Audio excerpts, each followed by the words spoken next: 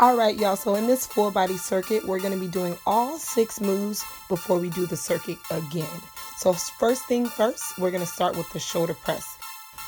While doing the shoulder press, notice I'm standing, and that's because this increases the stability of your core versus just sitting and doing the shoulder press.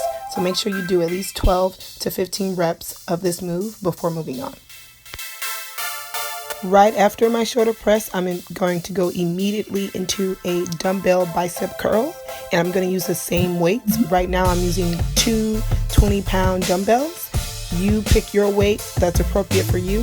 Just make sure it's going to challenge you enough to do at least 12 reps, but not be so easy where you can do 20 reps. Okay, so pick the weight that is appropriate for you.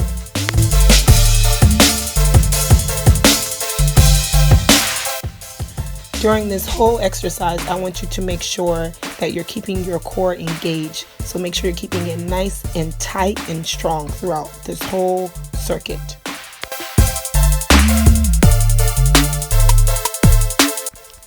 Right after the bicep curl, I'm going to go straight into tricep extensions. So I'm going to go over to the cable machine, and now I'm going to press down and extend my arms for those extensions. And this was set number 3, so at this point I was pretty tired, so I moved the weight from 35 pounds to 30 pounds, and I completed my set. Keep in mind, when you're working out and you just feel like you just can't do one more rep, it's okay to go lighter in the weight so you can finish your set. You're still putting in work and you're still giving it your all. Now I'm going to walk over to the other side of the cable machine and set the height of the bar to where I want it to be, because now I'm going to get ready for a squat for my cable row. So this is called a squat cable row. So you're going to make sure you sit nice and low, weight in those heels, core nice and tight, and then pull back for that cable row.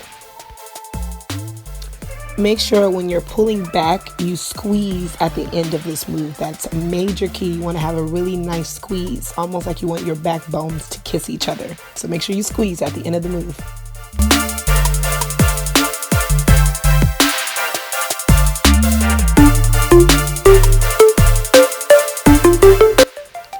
So now I'm going to go ahead and grab my 45-pound dumbbell weight, and I'm going to step my feet shoulder width apart, maybe a little bit further apart, and then keep the weight in my heels as I go down and squat.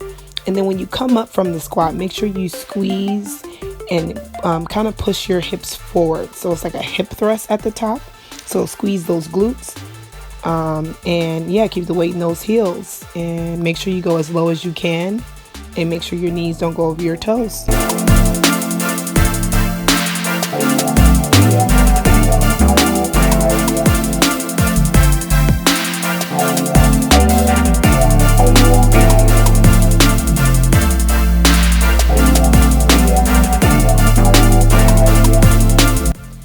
So now I'm going to grab those 2 20-pound dumbbell weights again and get ready for my stationary lunges. It's going to step my left foot back. Yes, it's my left foot. And I'm going to make sure I dip my left knee as low as I can without touching the ground, and keeping the weight in my front foot, and keeping the weight more so in my heel versus my toe, and make sure that front knee doesn't go over my toes. So I spread out nice and wide because I'm pretty long, and I keep the weight in my heel, and I lunge. Like I said earlier, this was set number 3. So by this time, my legs was on fire. So it's okay to take a little pause. I mean, this is a circuit, so it's going to challenge you to keep pushing through. But it's probably going to burn. It should burn. If it doesn't burn, you need to go heavier in the weight and really push yourself. And that was the last move of this circuit, you guys. So now I want you to try to do this at least 3 times through. Now, after you do one set, you can take a break for up to 90 seconds. I recommend at least 1 minute before you do the circuit again. But again, at least try this and do it for 3 sets, maybe even 4 if you're feeling froggy.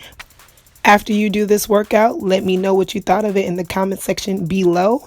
I'll see you guys in my next workout video. Don't forget to hit that subscribe button and that bell notification. You guys have a great one. Love y'all. Bye.